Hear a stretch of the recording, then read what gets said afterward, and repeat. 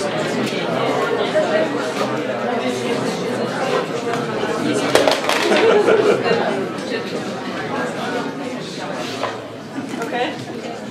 Hi.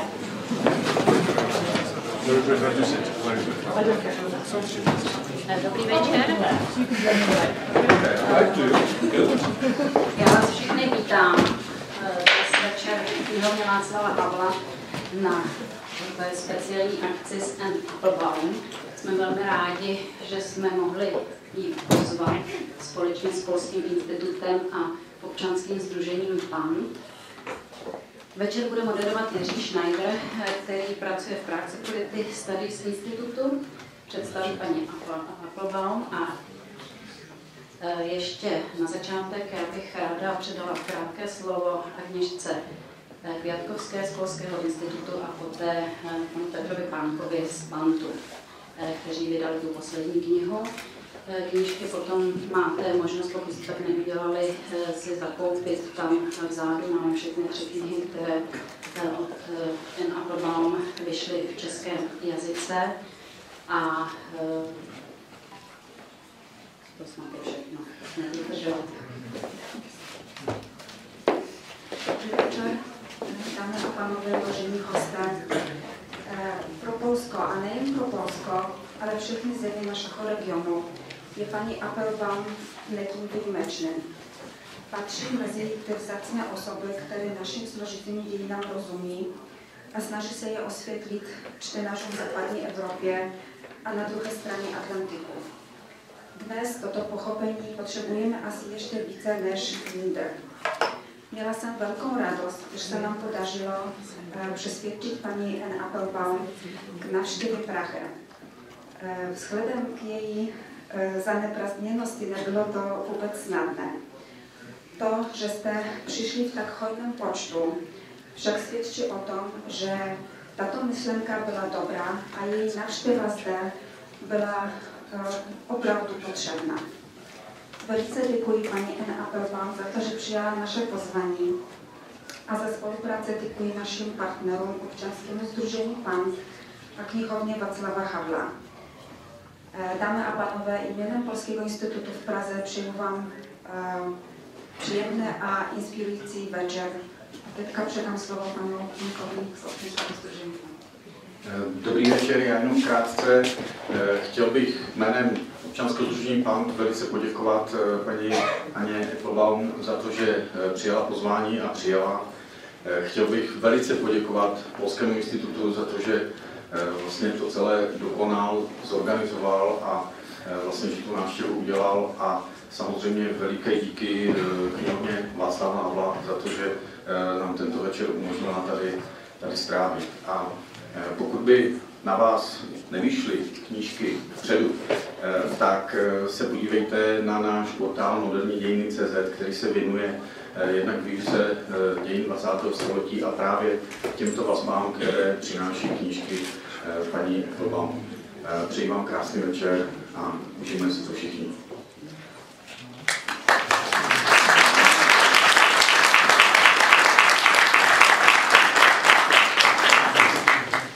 Dobrý večer, já už jsem byl představen, jmenuji se Jiří Schneider. Nejsem historik, tak nevím, proč jsem byl pozvan, ale tím více si toho vážím, protože oba dva organizátoři, jak sdružení Pant, tak knihovna Václava Havla, jsou organizátoři, na jejichž pozvání se neodmítá. Moje role bude moderovat a aby to bylo snadnější, tak já přepnu v tuto chvíli do angličtiny, a protože ta první část bude takový rozhovor tady předtím, než budou otázky z publika a my jsme se dohodli, že by bylo dobré, abychom nepřepínali z češtiny do angličtiny během toho našeho rozhovoru tady na pódiu. Takže se omlouvám, ale doufám, že s tím počítáte.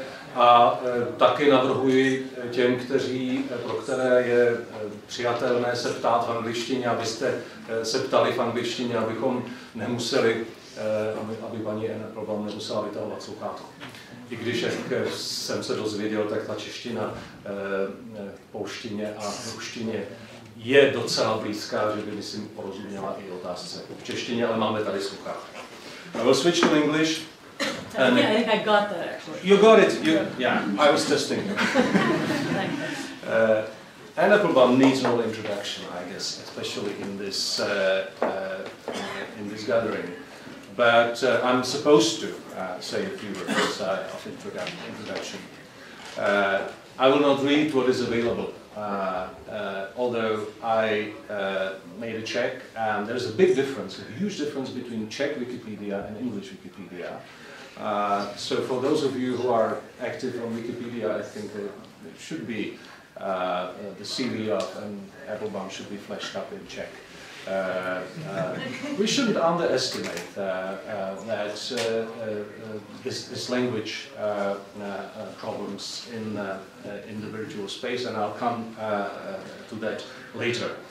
Anne Applebaum is a unique species of the Western historian who actually is interested in the region and deeply interested and committed to the region. And I think we will circulate around that. I suspect this is because you're a graduate of Yale.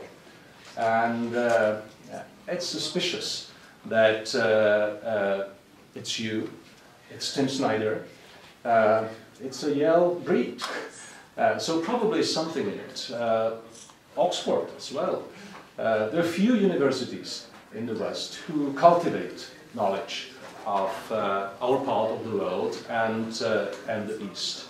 And so, at least I see one of the reasons the university you graduated or you lectured that brought you to that and enabled the access to fantastic resources and archives which you used into that. But beyond, you're a columnist, and we don't have a nice Czech word for that, so that's why I'm glad I can talk. Sloupkař in Czech is, it used to be a nice word, but I mean it's no longer a nice connotation. So I'm glad I can speak in English. You're a columnist in various prestigious newspapers. You write for Washington Post and for many others. You are on social networks. You tweet quite extensively. And there are a lot of events you tweet about, and unfortunately a lot of sad events happening in our part of the world and more to the east, which need to be commended. So I would start, I would like to steal the time for our conversation. I would like to start with a question: what brought you, and this is not a personal question, what brought you professionally to the region? What were the initial moments which really sparked the interest? I'm asking about professional academic. No, I know. It's going to be a disappointing answer. Before I say that, I want to say I want to repeat the thanks that people have just sent to me. I've had it's a real marvelous pleasure to be here in Prague. The first time I came here was in 1987, and it's much changed. So I'm glad to see you all, and thank you for such a warm welcome. It's very interesting, your question, and to some degree your introduction illustrates to me something that I always find amusing about this part of the world, which is that you can never understand why anybody's interested in you. Some people are interested in butterflies. Some people are interested in ancient Japan. I'm interested in the history of communism. And that's and people who live in formerly communist countries have always found this very strange. And actually, there are a lot of us. It's not just me and Tim Schneider. There are plenty of people.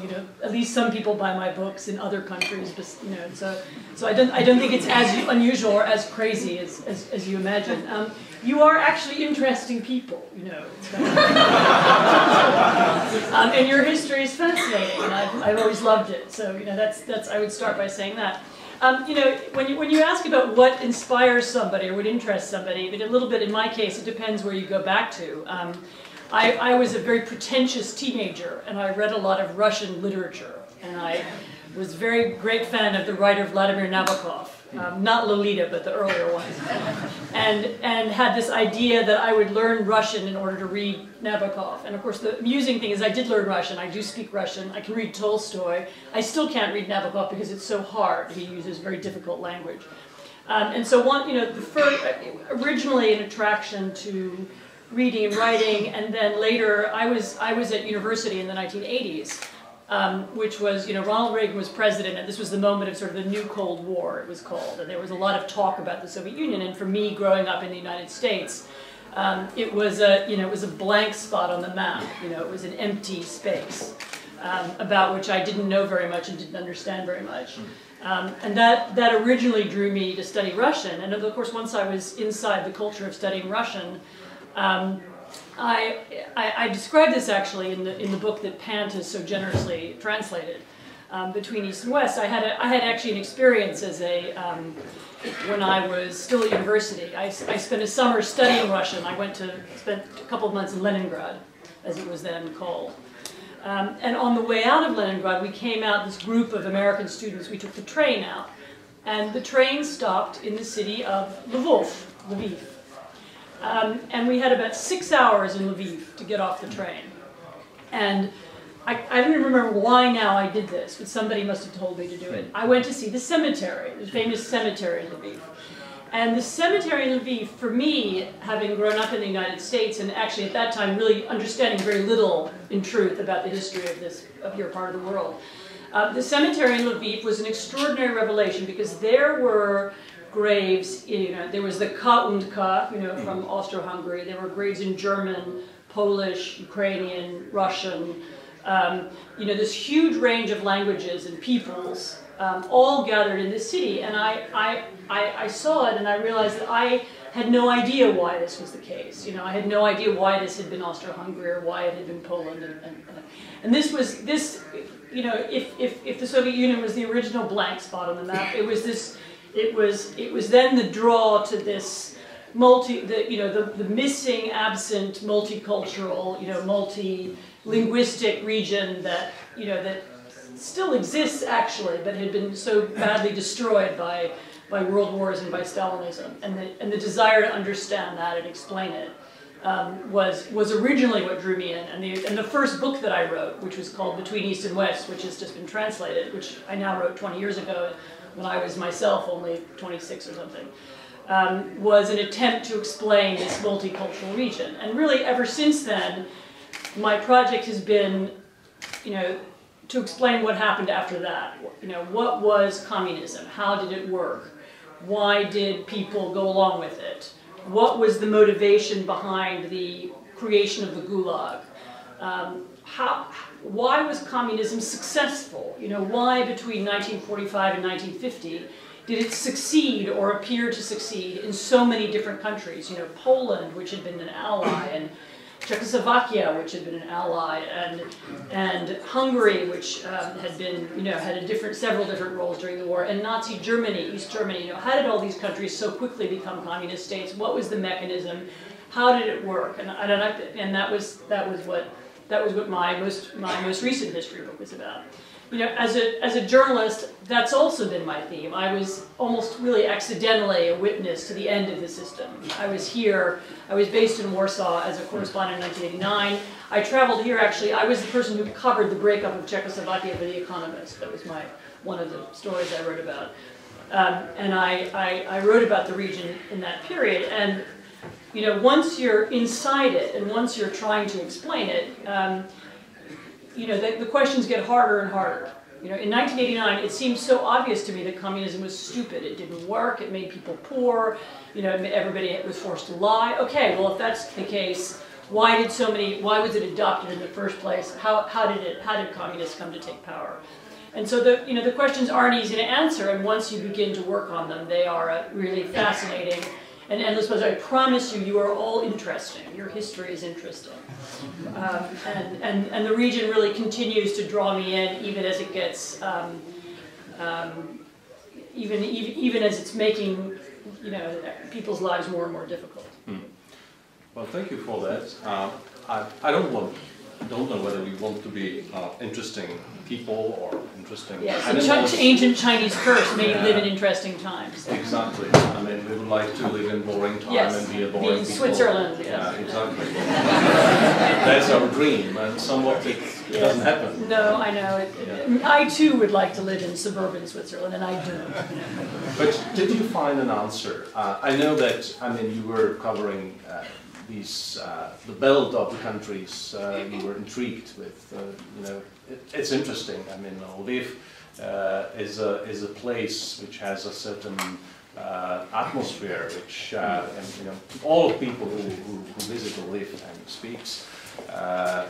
There's, by the way, fascinating novel by Andrei Fail from the war, the German soldier going to the front, and the whole story is about Lviv. You know?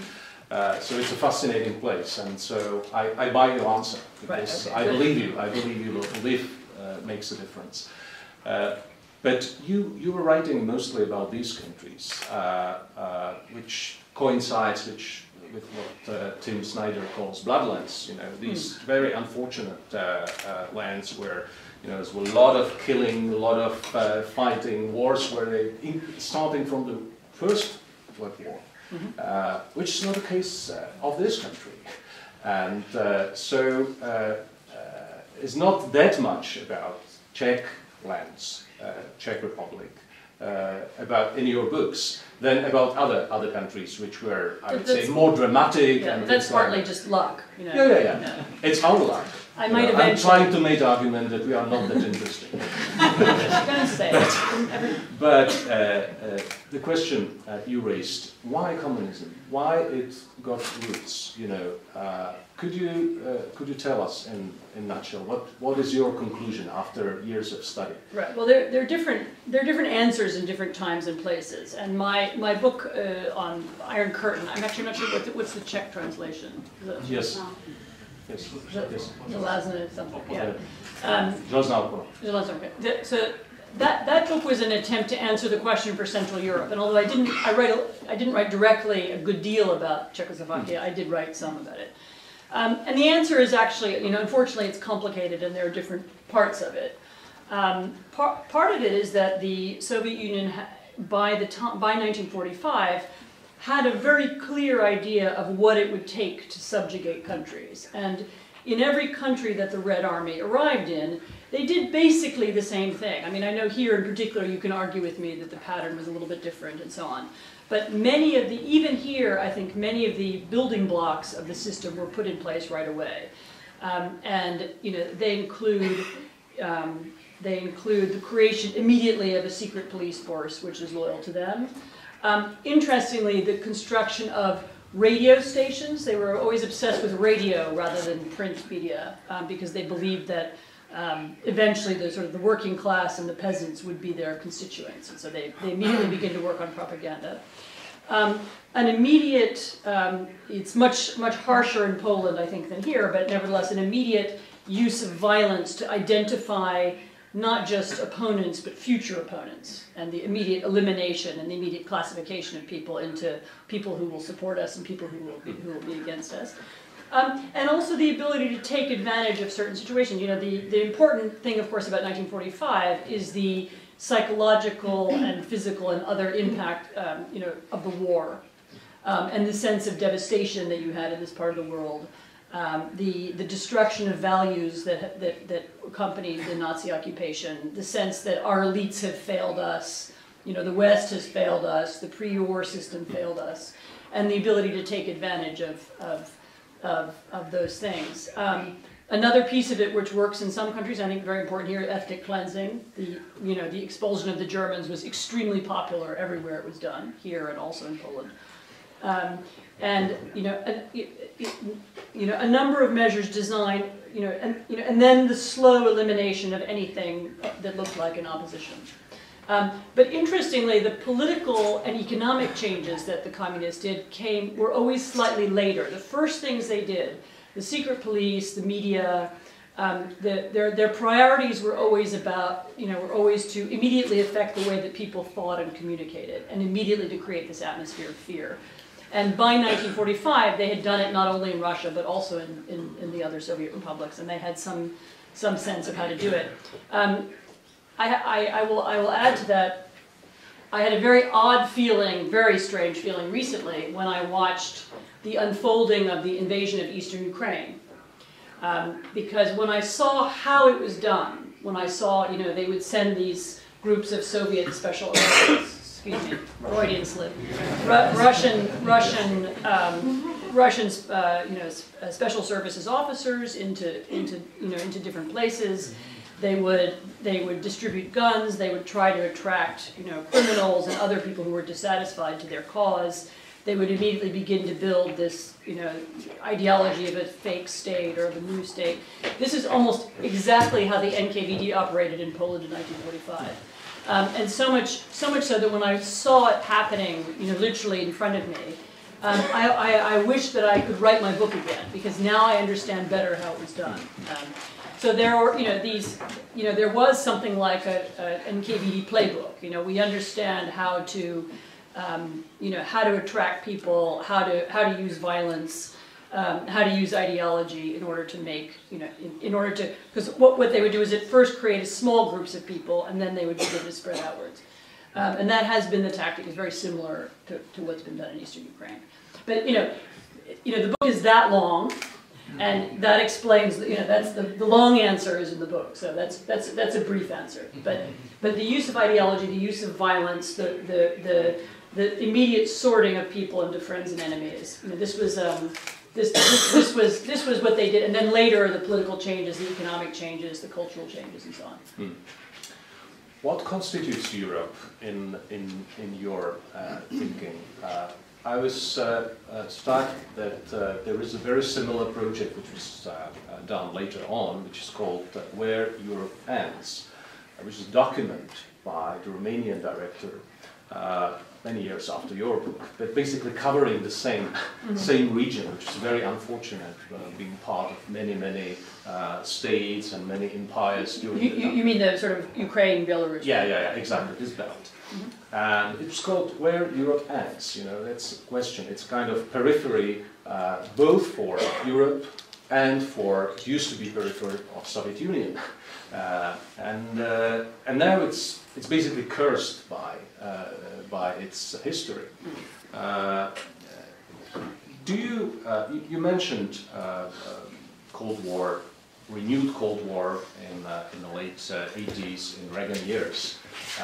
Do you have this sense of renewed Cold War in these days as a kind of expression of that there might be new divisions, not necessarily Iron Curtains, but I mean other divisions falling upon Europe? I don't think what we're confronted with right now is it's not exactly right to use the expression "new Cold War," although some people like to, because it sounds so dramatic.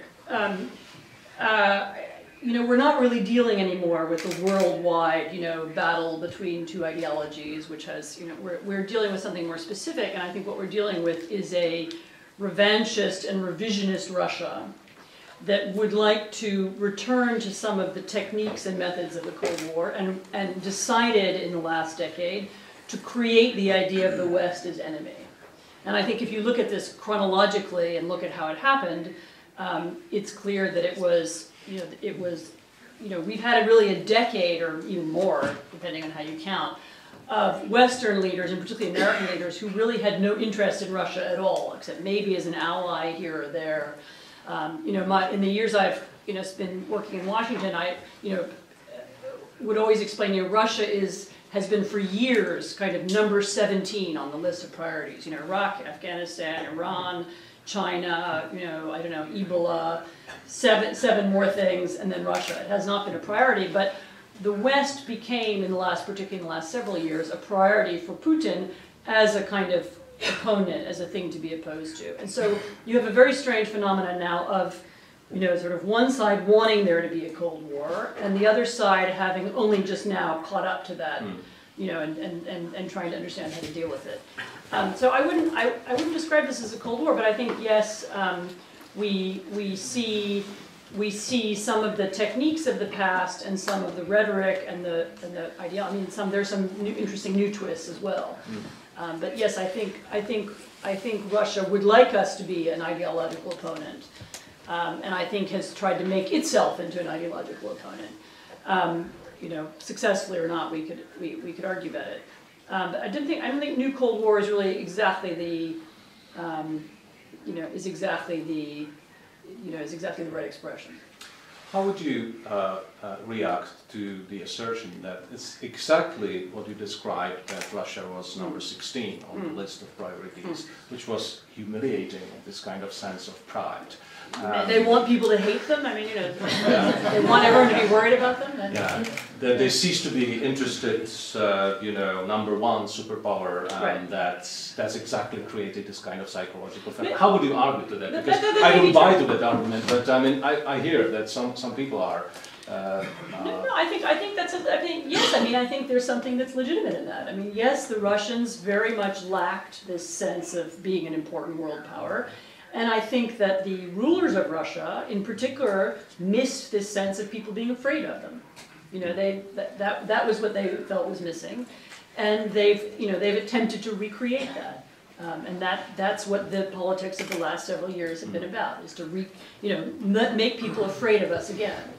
And that's been the politics of the invasion of Crimea, and that's the politics of this renewed military exercises. Which actually had been going on for more like 5 or 6 years rather than, but more recently the constant use of flying over the Baltic states and Scandinavia and so on. You know, I mean, I don't know how. I assume you all follow the same story here. And yes, there is an attempt, but I think the most important point about it though is that whereas maybe this is the key difference. You know, the Soviet Union had a genuine. I mean. Perhaps it was mistaken or misplaced, or but it had a genuine, there was a philosophy of world revolution. You know, why are we involved in foreign policy? It's in order to create a world revolution and make everybody become a Marxist state. I think Putin's foreign policy is almost entirely directed at his own domestic politics. It's all about maintaining his power in Russia and maintaining his wealth and the wealth of the people around him. So what is Russian foreign policy about? It's about exporting corruption. It's about buying influence abroad. It's about making other countries safe for corrupt Russian companies. It's about, that's the essence of it. And it's about maintaining power. So it's about making sure that, Russians don't imagine that there is some kind of alternative in the West. One of Putin's what are his goals in Europe? Well, one of them is to divide the EU. One of them is to delegitimize NATO. And what's the point of that? Part of it is so that he can say to Russians, look, you think it's bad here? Well, look over there. There's nothing over there. It's also, they're all squabbling with each other. Economic crisis, rise of the far right, Marine Le Pen, my friend, is taking over in France. This is but it's directed at a domestic audience. So Russian foreign policy is really about the power of this group of people who currently run Russia. And there is no international philosophy, however sincerely or insincerely you thought the Soviet philosophy was. There is no even pretense of it. Is the West ready to assert itself against these two basic challenges? One comes from Russia, which is questioning all the rules-based, society. Rules-based way in which Europe runs now, yes. And the other one from the Islamic State. Are we able to sustain? And the sub-question is, there used to be a phrase, American phrase, Europe whole and free. So how does it go together? The West, Europe whole and free as a part of the West. How you see it? Look, this last year has been one of the most challenging of my life, and I think the changes that are happening, sort of inside and around the periphery of the West, are the most challenging, greatest foreign policy challenges to Europe that we've had in a couple of generations, or at least maybe not a couple of generations, anyway, one generation, certainly in my lifetime, and the short answer is no. The West is not prepared. We haven't thought it through. We don't have the institutions. We don't have the intellectual preparation for it. We don't physically have enough people who speak Arabic. We don't have the security systems. We haven't thought it through either to fight the jihadists in Paris, or to think creatively about Russian influence in Eastern and Central Europe, and elsewhere, in Italy. So no, we don't have it. I would say though that, democracies move very slowly, and the EU, as a conglomeration of democracies, move even more slowly.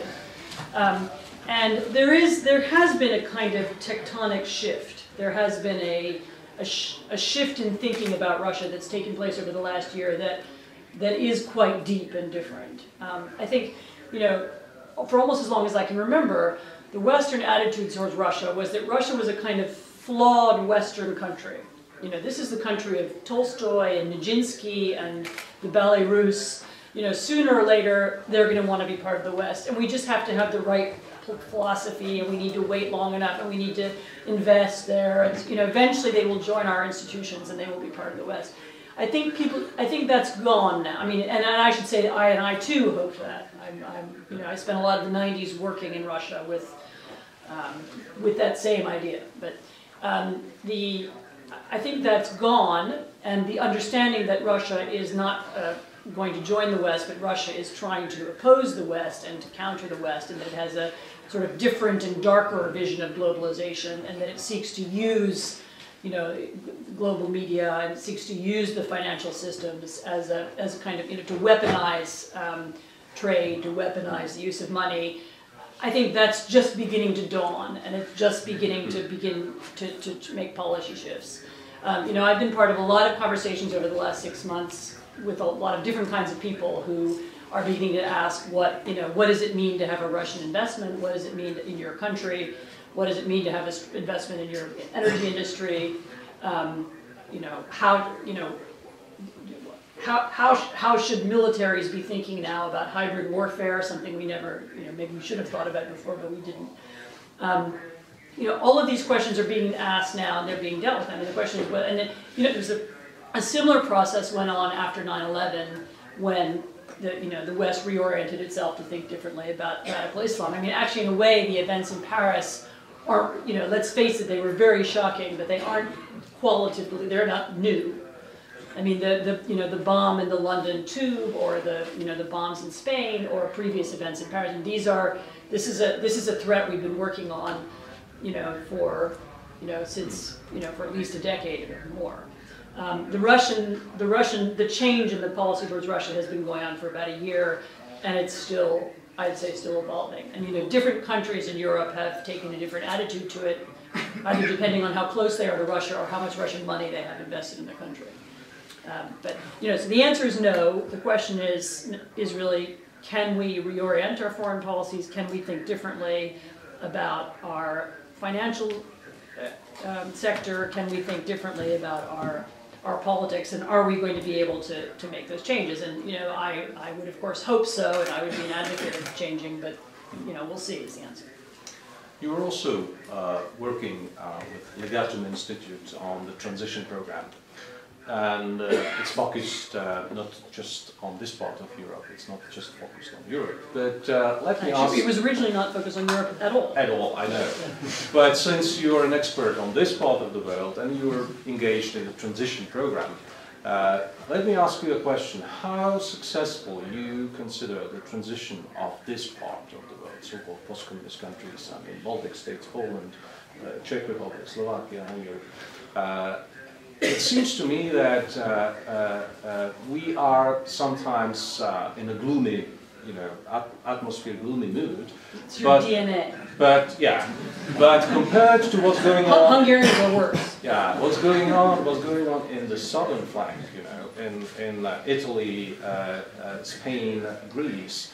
We don't have these kind of problems here. We don't have the societal problem with the large immigration groups as in other countries in the West and North. We're quite, well positioned, but still we feel we haven't succeeded in some aspects of transition. So how would you comment on that? First of all, it's, recently I went back and looked up from refreshed my memory from 1989 and 1990. What was being written about the countries of this region at the time. I was particularly interested in Poland because the predictions of what would happen to Poland were so dire and so extreme. Poland would become a fascist state. It would be impossible to achieve any economic reform. This is a country that had never had a successful capitalist economy. There could be no progress. One by one, the skepticism about the possibility of transformation of a state-dominated economy into a private economy was, inordinately high. People thought it couldn't be done. If you had told people in 1990, 25 years from now, you'll be members of the EU, you'll be members of NATO, you'll have this kind of, high kind of living standard. This is how many people will own cars. This is how many people will own, cell phones, which didn't even exist in people wouldn't have believed you.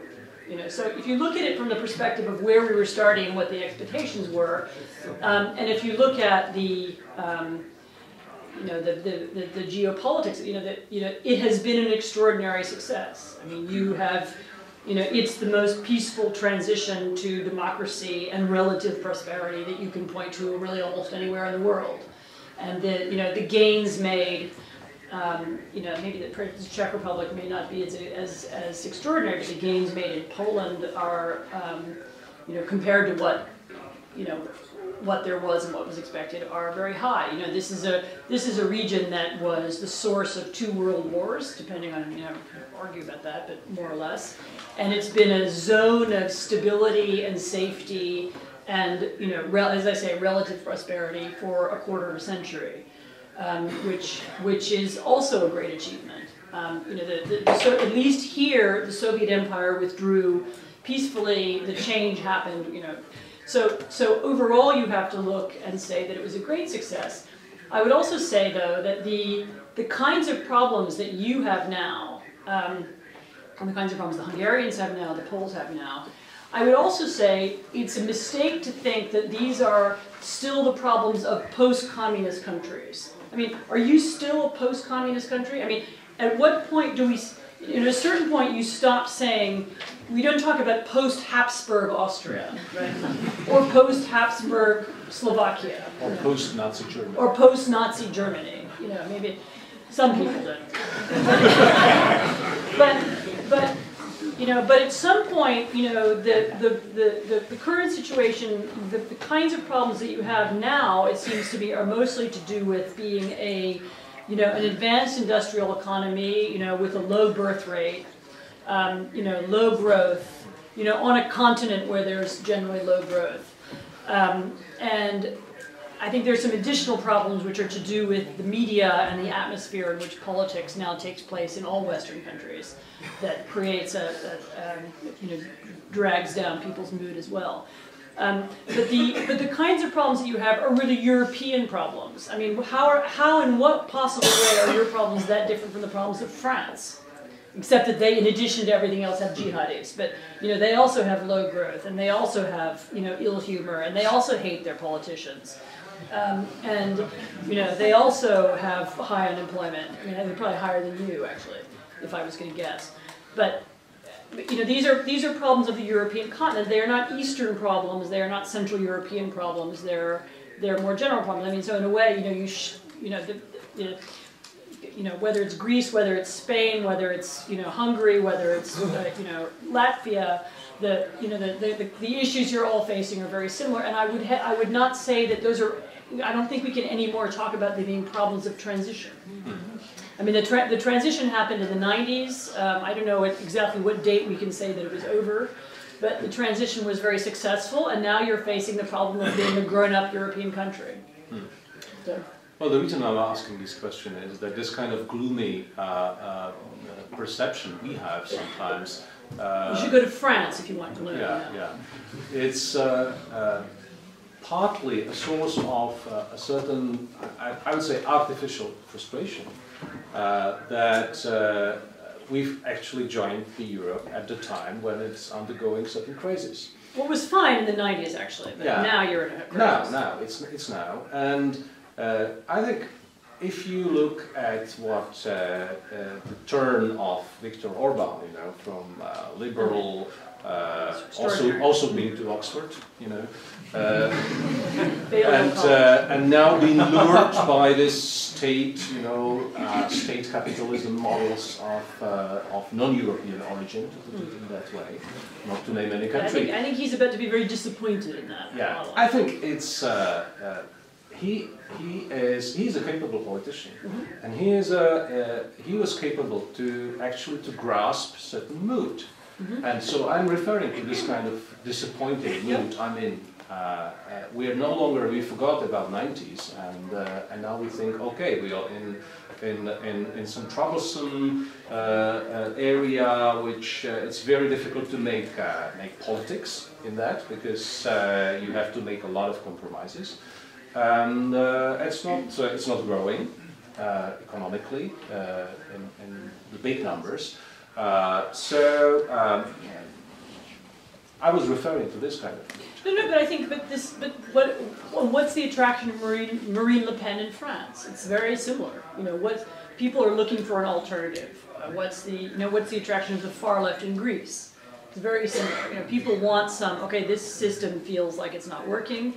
What else is there? I mean, I think the trouble with choosing a Russian or a liberal model. First of all, the people who put their eggs in the Russian basket are all about to be very disappointed because the money they thought they were going to get for it's not going to come. But before they make a lot of damage.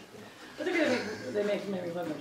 But so yes, people all over the West are looking for alternatives and explanations. I mean, another path would be to look internally at your own system. What needs to be fixed? Looking for outside models or outside solutions has a bad history. I mean, ideal model, Turkey, let's all be like Turkey, is as ridiculous as let's all follow Karl Marx and be like it. So looking internally, trying to understand what's wrong with the system as it works, seems to me would be a better solution. Starting with one's own politicians and one's own practices and one's own customs and habits, but no, I mean, but you are right. There is a search now on for something different, but it is absolutely not unique to Viktor Orban. I mean, it's you can see it in many parts of the West in many different ways, but most notably right now, France. Back to the region and our immediate neighborhood. How would you define the interest of the West and include our part of the world to the West in developments in Eastern Europe? Is it going to be subordinate to the West's interest in good relationship with Russia, or is there? Eastern Europe means what now? Ukraine, basically. Ukraine and all those developing countries, and. I mean, when we saw, there are some indications that in the end there might be a kind of big deal over that, and saying at the Russia Delo, we want to have a friendly relations with Russia. Or is it going to be a kind of assertive claim that we want to have countries which are predictable, democratic, rules-based on our borders and in future in our community. How do you see it? Is it going to be the West's interest to make a deal with Russia, or to have a friendly neighborhood? I'm only talking about the East. You're the fifth person today who's asked me to predict the future. So I resist it. I won't do it. Don't predict. Claim what you want. No. I mean, one is inevitably wrong. I saw the day before the Egyptian Revolution, I saw a very, very famous Arabist in London say absolutely the one country in which there will never be a revolution is Egypt. So I resist doing that. But look, there are many in the West who would like to do some kind of grand deal and swipe this up. Like, I mean, the idea that the West is somehow, is somehow, I don't know, is going to back to the hilt any notion of Ukraine, and that we're on some kind of crusade to Westernize the former Soviet Union, I think is obviously wrong. I think at the same time, what Putin has achieved really in the last year, is to really frighten people. Not because of just what he did in Ukraine, but because of what he could continue to do. It was, I'm sorry, this is why people kept making the Hitler analogy, and why people kept talking about 1938. Not because Putin is Hitler, he's not. That's ridiculous. But because the precedent of him. Once you establish the rule that, you can change borders in Europe, and once you establish the rule that you can take different new provinces by violence, okay, you can do it there, why can't you do it, why can't you keep going? And so that was that frightened people, and in particular frightened the Germans, who are, for historical reasons, especially sensitive to this kind of thing. And it changed very much the perception of Russia in Germany, and I mean, not only in Germany, but especially in Germany. And that means that a grand deal with Russia, which somehow requires us to put our faith in, Russia's word, is much less likely than it used to be. And people don't believe Putin anymore. They don't trust him. I mean, that's they might have done a year ago or 2 years ago, but they don't now. And so it's going to be it will be more difficult. I mean, of course, much also depends on how the politics of the West develop. Will Chancellor Merkel stay in power? She's a very central piece of this. She's made this her issue in a way that nobody really expected her to. But she's put herself, and for better or for worse, maybe for worse, but she's put herself at the center of this. And she's now, her own prestige and her own reputation are now at stake. And this has become a central part of who she is and what she does. So, it's not something that can just be thrown up in the air or disbanded so easily right now. The fact that the perception of Russia has changed means that it's much harder to deal with Russia cynically. Although many people would like to, I'm sure, many people in every country in the EU. But it's because, Putin has made that difficult. I mean, for years we dealt with him cynically. We said, okay, we know it's corrupt, but, we didn't mind, and anyway, it doesn't bother us. I mean, that was the policy, for 10 years. And that's become difficult now. It's it's much harder. So I think the chances of everybody just throwing it up in the air and saying forget it are not very good. I think the chances that Putin will say, okay, all right, never mind, Ukraine is fine, let them become a Western democracy, those are also not very good. So we're going to muddle along somewhere in the middle, for the next foreseeable future, I think. But beyond that, I will not predict. Okay, I think the time is to take a couple of questions. As I said, I would suggest if you could raise your question in English, it would be great. But we have a translation here, so don't worry. Yeah, go ahead. My name is Adela Draženová. I'm a Czech journalist. It's a great pleasure to be here. Thanks for coming. I'd like to ask, I talked in the morning with my colleague journalist. She interviewed in the morning, and she told me that you had said a very interesting thing, that you wouldn't use the expression homo sovieticus anymore. And I'd like to ask why. And if there is any other expression which could be used instead of it. I think she was yes. Well, homo sovieticus, the Soviet Union doesn't exist anymore. And the connotation of mindset of the people. That you can talk about people being, not being, blinded or twisted by propaganda. You certainly can still talk like that. But I think actually, you know, the idea of Homo Sovieticus, which is that people somehow become mindless robots under this propaganda system, I think even in Russia it doesn't apply. You know, one of the things I learned when writing my the Iron Curtain book is people are very complicated.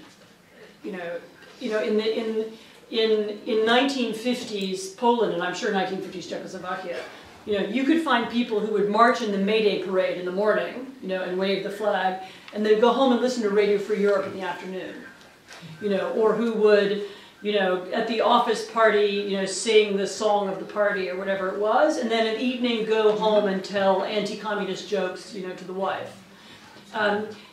How people perceive their regime and what their relationship is to propaganda shifts all the time. You know, so most people aren't kind of blind, you know, whatever the government tells me, that's what I do. That's not how in any society people are. People have distance, you know, they believe some things, they don't believe other things, they feel cynical, and their views change as the situation changes. So, you know, the idea of Homo Sovieticus that you know, that all the Russians are kind of, you know, mindless robots, I would really reject, and I would reject it about any country. You know, the human brain is amazingly complicated, and we can hold simultaneously ideas in our heads at once. You know, that we admire our strong leader, and also we're really angry that we have to queue in line for milk. I mean, you know, so it's complicated. But what you said is a kind of caricature of Homo Sovieticus. It's a kind of robot. But I mean, if there is a subtle definition of Homo Sovieticus as a person who lives in constant fear, and not to breach, you know, some rules, and not to express the opinion. Could you agree that this is a heritage of Homo Sovieticus? I mean, the people don't venturing into expressing their views publicly. Except when suddenly the situation changes and they do. Yeah. I mean, you know, yes, they're afraid until suddenly they aren't. I mean, we all saw that happen. Actually, some of you are too young, I think, to have seen that happen.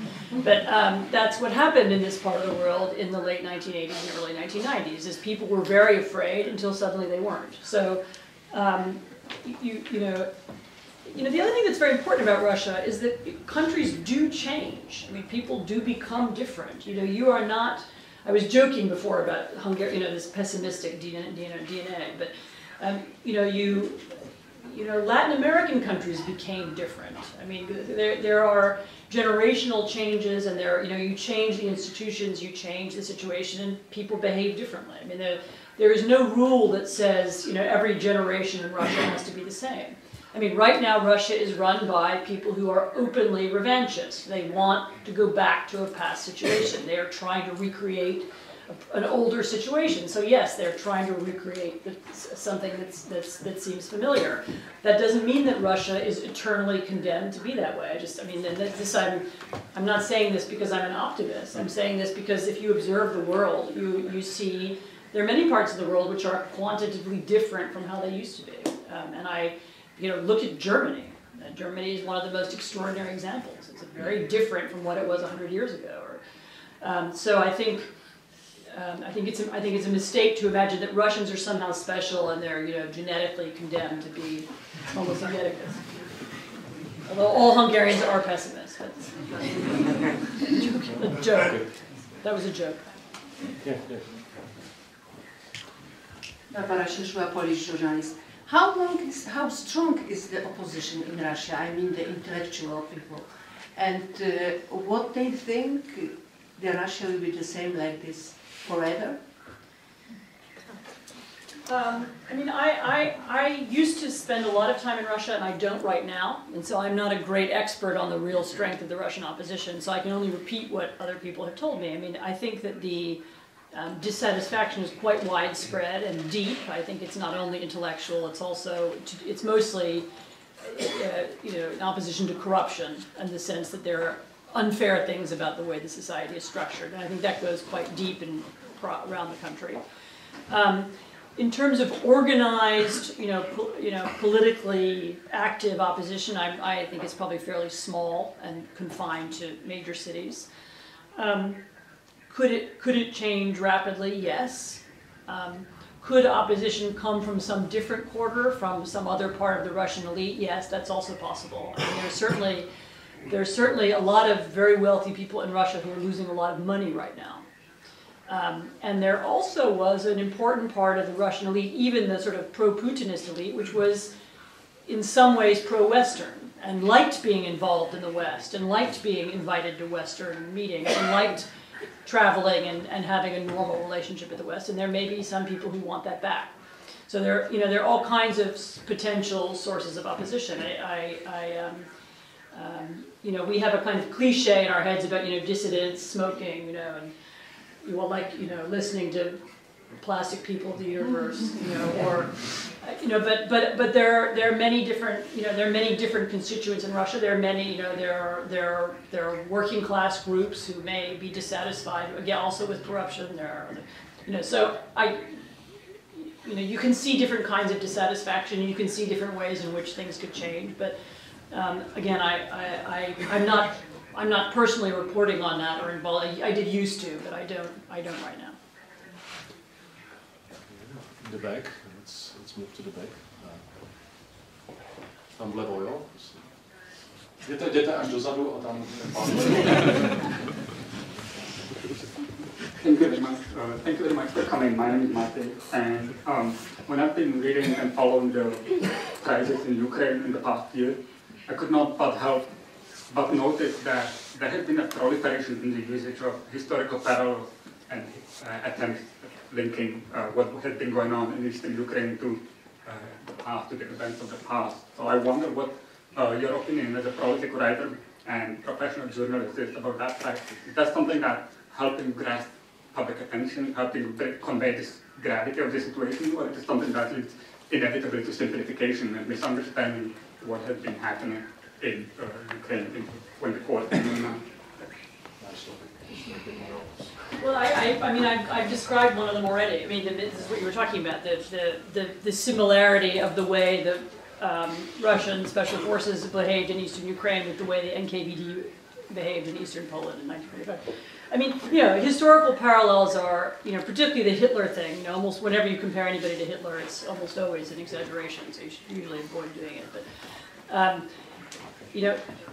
But there is a special circumstance in today's Russia, which is that Russia is now run by people who were trained by and educated within the old KGB. And the old KGB, had and I know this because I've worked in their archives, studied its own history and knew its history and knew what it had done in the past and how it had behaved in different circumstances. And it had, methods that it used in, similar methods in different places. And sometimes it worked and sometimes it didn't work. But they had patterns of thinking. And so to observe that in eastern Ukraine, you see a pattern of, old KGB slash NKVD behavior is not really just a historical parallel. It's the same institution, with many of the same people in it are doing a similar thing. I mean, it's deeper than a parallel. It's the same, it's the same thing. I mean, not exactly the same thing, but it's similar patterns. Look, I'm really biased. I'm a historian who also writes about contemporary politics, and I think knowing the history makes a really big difference, and it's really important to have, some historical background in order to make sense of places. I don't know if that makes you make better political decisions. I mean, somebody once argued to me that, a lot of the great American presidents were the ones who made decisions like that, knew nothing about the history and just acted on instinct. So, and that's a longer conversation we don't have to have right now. But as a person who writes about it and analyzes it, yes, I find the history incredibly valuable and deep. I mean, in understanding the history of Ukraine, going back, I'm right now working on a book which is about the 20s and 30s, and going back to that period helps me understand a lot about Russian attitudes to Ukraine, about Ukrainian attitudes to Russia, about the nature of the weak sense of nationhood in some parts of Ukraine, which is related to the experience of the Ukrainian famine and the deaths of so many people, people who were replaced then by Russians and by others from other parts of the Soviet Union. So yes, I think understanding the history makes a great deal of difference. But as I said, you will find policymakers whose eyes would glaze over, you know, if I was going to describe to them the past. But no, yes, I think, you know, I think historical parallels are important, also, even if only because they help us shed light on the present. You know, no, nothing is ever exactly the same way it was before, but sometimes understanding the way it was before helps us understand now. Tam byl ještě někdo, kdo... Ano, ještě dejte tam. Potom se posuneme. Hello, my name is Jirka. Thank you very much for coming. I'd like to ask, we mostly regard Putin in terms of his foreign policies, and I think that this might be a bit biased on giving us the full picture why he's so popular in Russia. So I wanted to ask, what is, if you think that there is anything, I mean, what's the full kind of point of view on Putin in terms of both what he has done in Russia and in terms of his foreign policies, and also if there's an alternative to him in case, let's say, he suddenly gets cancer and he dies. Is there any realistic chance of the Soviet policy? Russian policy getting better? So the interesting thing about Putin is that, and this is deliberate, Putin has made a policy of destroying alternatives. You know, so whenever, and this has been true for some, not just recently, but 10 years more. Whenever anybody emerges who could be theoretically an alternative, whether an intellectual alternative or a political alternative, he has destroyed them. Whether it's Alexei Navalny or Khodorkovsky or the mayor of Moscow. I mean, there have been a series of people who have emerged as potential opponents who he has eliminated. And that's actually a deliberate intellectual game. You know, the idea is to eliminate alternatives and eliminate even discussion of what, could there be a different kind of Russia? Could Russia be run differently? Could there be a different political system? Could the economy be run more fairly? And the idea of eliminating alternatives means that we are constantly faced with the idea that there's Putin or there's chaos. Putin on the one hand, disaster, catastrophe, 100 years war, Ivan the Terrible, on the other hand. And that's of course a false dichotomy. I mean, there could be many other alternatives. There could be many other ways of running Russia. But there's no discussion of that. There's no public debate about what else there could be or how we could improve the current situation. So there is a tendency, particularly among Western commentators, to say, well, whoever comes next will be worse. Well, that could be true or not. A few years ago, I wrote an article, and now I can't find it. I've gone back to look for it. I wrote an article in which I looked up the obituaries of former Soviet leaders, and I looked up the obituary of Stalin, which appeared in the Times of London at the time that he died. And the amusing thing about it was the obituary was all about Stalin, and then it had this ominous paragraph about the hardliners waiting in the wings to take over. And think about it, who's more hardline than Stalin? Who's worse? But then when Brezhnev died, there was the same thing. Now Brezhnev is gone. Now the really bad guys are going to come. But even when Khrushchev resigned, there was a similar thing about Khrushchev is gone and the hardliners. We have this. It's a tendency. Whoever's in power in Russia, because we are so always, and this is with Yeltsin it was the same. With Yeltsin it was the same. So the assumption that it can only get worse has been a part of Western attitudes towards Russia for more than 100 years, I would say. And often it has got worse, actually, but not always. So it's a part of European DNA about Russia. So sometimes it gets worse and sometimes not. So. Thanks for a great debate. My name is Jan Trinka. I have a very simple question for you. What do you think is the right strategy now for the EU, or for the West in general, towards Russia? Because you said you don't like the idea of a new Cold War, but at the same time, from what you said, it seems quite clear that we should be preparing for probably a long-term confrontation with Russia in various different ways. So what do you think is the right strategy now? The most important part of the strategy is that it should be a unified strategy and it should be a European strategy. And I realize that that's very hard to guarantee given how much you Europeans squabble among one another. But I think there are a number of levels at which that question can be answered. I mean, obviously there's a military answer, which involves beginning to think differently about where troops are in Europe and so on. There's, I think, an answer in the financial services sector. I think, in some ways, the most important thing that the West could do, and particularly Europe could do, is eliminate, the use of Western offshore accounts and eliminate corrupt Russian money from our economic system. I mean, in a way, one of the worst things that's happened in the last couple of decades is the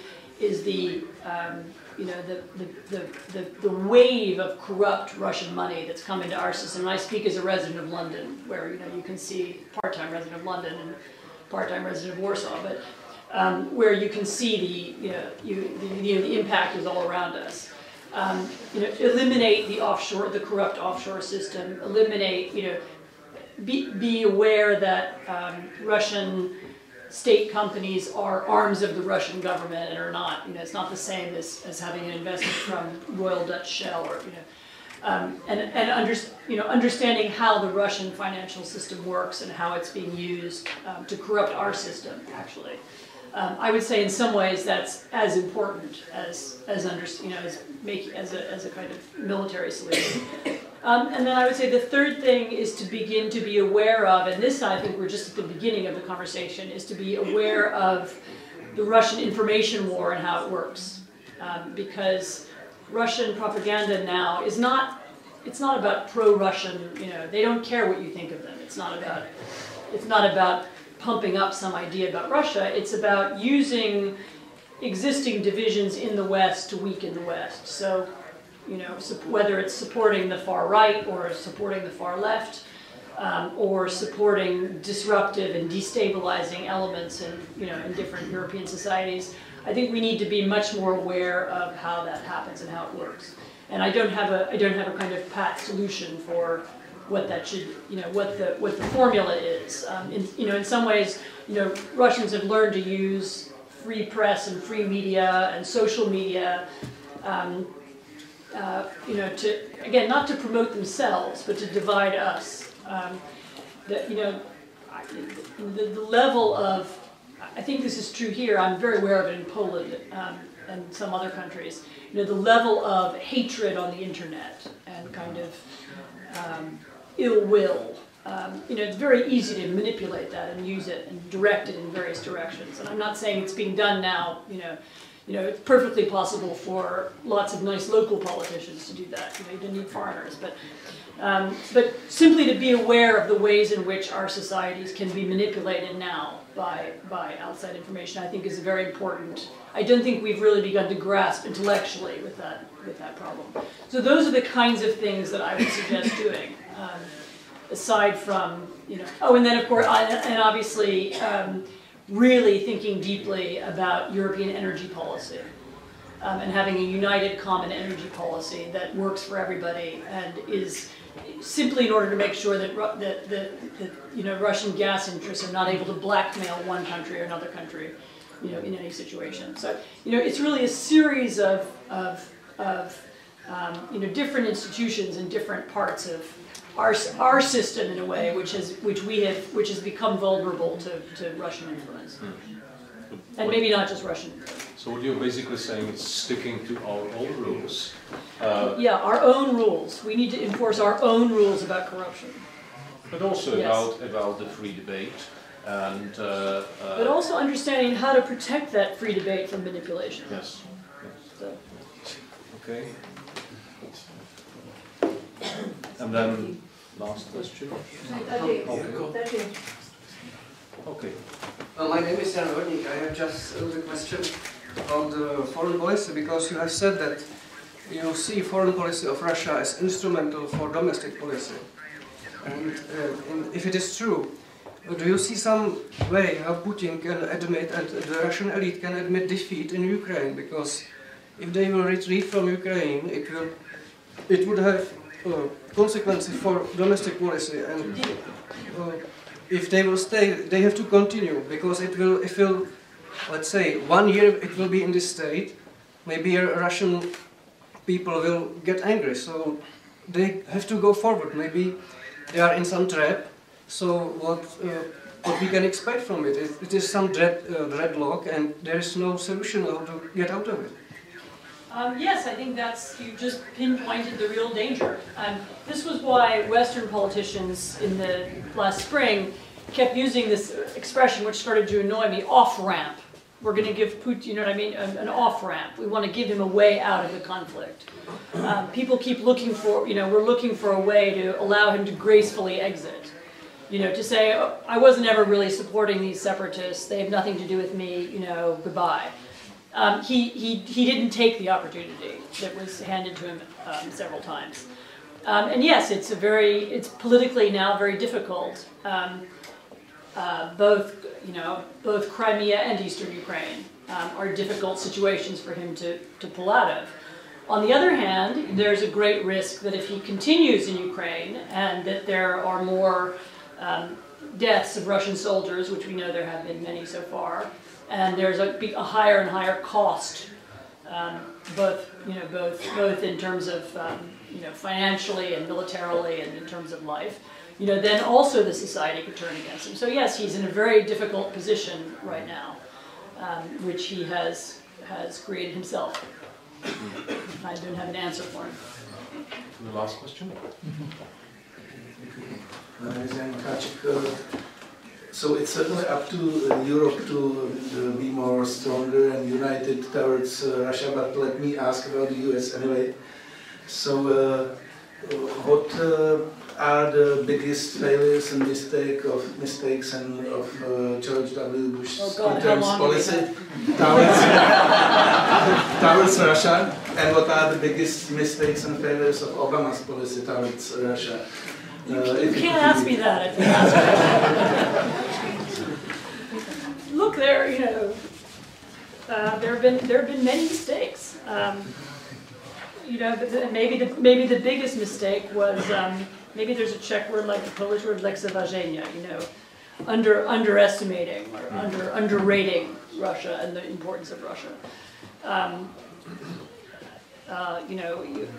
It's actually very interesting. Almost every U.S. administration has gone through a cycle of wanting to, throw away the past, have a reset, have a better relationship with Russia, and is then disappointed. It's happened sort of repeatedly, and each time looking for a new way in or a new, or a new access. Americans are, I think somebody asked me the question about history before, Americans are very bored by history. And by history they mean what happened 3 years ago. We didn't want to, we're not interested, we want to reset. We want to start from scratch. And I think it's above all, it's been this mentality that's been the mistake, which is not to take a very long view, not to understand what's happening, to be impatiently waiting for, everybody wants Russia to be an ally. In fact, that's the Washington dream. Because we have so many other problems, we don't want to deal with this one. And the urge and the desire to do that has led to many mistakes. But I mean, it's actually, I thought you were going to ask me about the overall mistakes of the Bush administration, which would take us for a long time, or even the Obama administration. But actually, when you look at policy towards Russia, Obama and Bush are quite similar. Failure to take seriously, failure to understand it very deeply, constant looking, failure to focus on it, I'd say has been a problem for really the last, 15 years. You can go back deeper in the relationship and find other kinds of problems, but the main one has been never to understand really what Russia was, and I think particularly to misunderstand Putin from the beginning and who he was and what his goals were. So I did answer that in less than 30 minutes. But anyway, I certainly wouldn't say that the Americans have found some better way to deal with Russia that the Europeans haven't. So no, I don't think anybody comes out of this last particularly this last year, very well. I didn't dare to ask about transatlantic link and TTIP because that would be another How much time? layer. But if you would like to comment on that, I'd appreciate it because I think it's what's the substance? What would be the substance of transatlantic link in coming years? I think it's also changing and transforming, and we need probably new elements like the trade and investment. Yeah, I think a bigger trade relationship would be really important. I mean, TTIP, there's a lot of, I mean, we don't have to go into the details of it, but I mean, as a general concept, yes, having a deeper and broader and more sophisticated trading relationship would be good. So, you know, and lots of other things would also be good. Okay, well, let me thank you. It's fascinating. It's been fascinating discussion. Thank you very much. What a great interview.